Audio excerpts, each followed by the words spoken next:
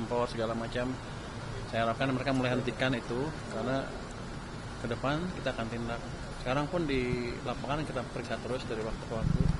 Kalau ketangkap ya nggak bisa kayak dulu lagi kira-kira. Jadi kita orang kan suka bingung, kalau itunya mati berarti nggak ada supply-nya barang-barang domestik harusnya nanti, biar industri domestik juga hidup lagi.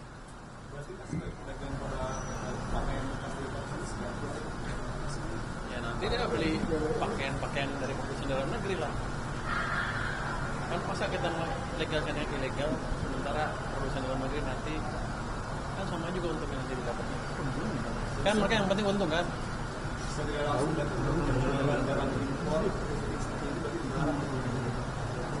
Kalau ilegal emang dilarang kan? Kamera Pak. Atau siapa yang melegalkan? Kalau saya pikir sih ilegal harusnya dilarang, kecuali dia bisa legal dengan melalui jalur tertentu. Tapi kalau selama ini kan yang disebut balapres itu kan, itu akan dilarang. Dan saya pernah bilang kan, tanya ke orang bea cukai apa hukumannya hanya ditaruh di mereka, barangnya dimusnahkan terus orangnya di penjara. Saya bilang saya rugi, cuma udah ngeluarin uang buat misahin barang, masih makan orang lagi. Jadi nanti barangnya dimusnahkan, orangnya denda, di penjara juga, dan akan di blacklist. Yang terlibat itu saya akan larang impor seumur hidup. Aturannya kapan keluar? Sebentar lagi. Jadi udah ada pembicaraan sama Oh? Kenapa Menteri Perdagangan? Kan itu ilegal. Kenapa mesti bicara dengan Menteri Perdagangan? Emang ada peraturan Menteri Perdagangan yang melegalkan itu? maksudnya kan Kerjasamanya koordinasi untuk koordinasinya memberantasnya gitu. Kenapa memberantas Menteri Perdagangan? Instrumen dia di mana? Apa langsung dari Kementerian Keuangan Pak? Itu kan bea cukai, pasti kan yang juga bea cukai nanti kalau di lapangan mungkin yang baru mungkin Kementerian Perdagangan, tapi yang saya jaga yang di bea cukai, yang di port masuk. Saya fokus di alat-alat yang saya kuasain, bea cukai, pajak dan lain-lain ya. berarti bentuknya PMK ya Pak? Aturannya? Aturan apa? Itu kan ilegal eksekusi sesuai dengan pelanggarannya. Nanti kita perketat aja peraturan yang tadi, yang bukan yang hanya ada katanya kelemahan hukum di sana, tapi kan kita bisa akalin nanti di lapangan seperti apa. Kalau mitigasinya gimana sih Pak kalau ada penolakan dari para pedagang gitu? Penolakan, siapa yang nolak saya tangkap duluan. Kalau yang pelaku thrifting yang nolak itu ya saya tangkap duluan, ya berarti kan dia pelakunya, clear. Malah maju, malah untung saya. Coba yang ini, dia kan ngaku bahwa saya pengimpor ilegal kan. Alhamdulillah. Pak, di Pasar Senen kan juga banyak yang menjual pakaian-pakaian bekas itu ya Pak. Termasuk itu juga Pak akan dibahas. Ya saya nggak akan raja ke pasarnya, saya cuma di pelabuhan aja. Ya nanti otomatis kalau itunya kurang kan, suplainya kurang, dia jual kurang.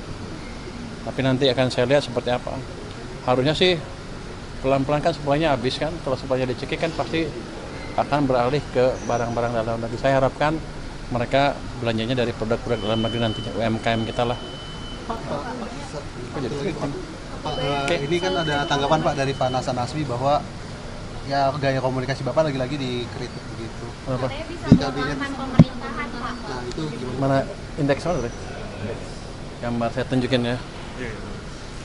Saya gambar. Itu saya selalu pakai survei ke masyarakat. Apakah saya mengurangi kepercayaan masyarakat pemerintah apa tidak?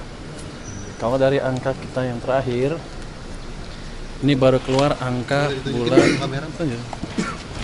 bulan survei bulan Oktober ini dari dulu, dan anak saya misalnya di surveinya dilakukan oleh LPS. Ini indeks kepercayaan masyarakat ke pemerintah. Kalau jatuh seperti ini keadaan buruk. Kalau sana bagus. Ini kemarin waktu bulan September, Agustus September itu turun terus, Juli, Agustus September turun terus ke titik terendah sini. Inilah terjadi banyaknya demo. Tapi kita lakukan kebijakan yang mungkin untuk bagian kalangan agak drastis, agak ceplas-ceplos. Tapi ini berhasil mengembalikan sentimen masyarakat ke pemerintah. Justru ini levelnya sekarang udah level sama dengan ini. Jadi sudah stabil lagi. Jadi stabilitas pemerintahan amat baik di mata masyarakat, kecuali di mata orang itu ya. Kenapa? Karena daya belinya juga membaik. Ini daya beli itu yang ini kepentingan konsumen ya turun, Karena ekonomi buruk, ketika ekonomi bagus, ini ke sana naik lagi. Ini sama ini ada korelasinya. Ketika ekonomi buruk, mereka nggak suka pemerintah. Makanya banyak demo besar-besaran. Tapi ketika mulai balik, mereka juga senang ke pemerintah. Jadi sepertinya saya cowboy. Tapi yang saya lakukan adalah mengembalikan kepercayaan masyarakat ke pemerintah. Itu juga atas pemerintah, Bapak Presiden. Jadi saya nggak berani gerak sendiri. Jangan dianggap saya cowboy, saya nyapa panjangan tangan dari Bapak Presiden, kira-kira begitu. Dengan versi yang lebih halus malah. Berarti komentar Bapak terhadap beberapa menteri-menteri di bawah jabat Prabowo sendiri itu harus instruksi dari Presiden juga? Saya pernah bilang ke beliau, saya akan pastikan belanjanya tepat waktu. Dia bilang go ahead aja jalan. Kenapa? Karena kita perlu ekonomi yang lebih cepat di triwulan keempat tahun ini. Udah mulai kelihatan kan, saya harus harapkan ke depan lebih bagus lagi. Saya tidak mencampuri kebijakan mereka ya, tapi memastikan bahwa penyerapan anggarannya tepat karena uangnya kan ada biayanya untuk saya, ada kosnya. Makasih ya. Makasih ya.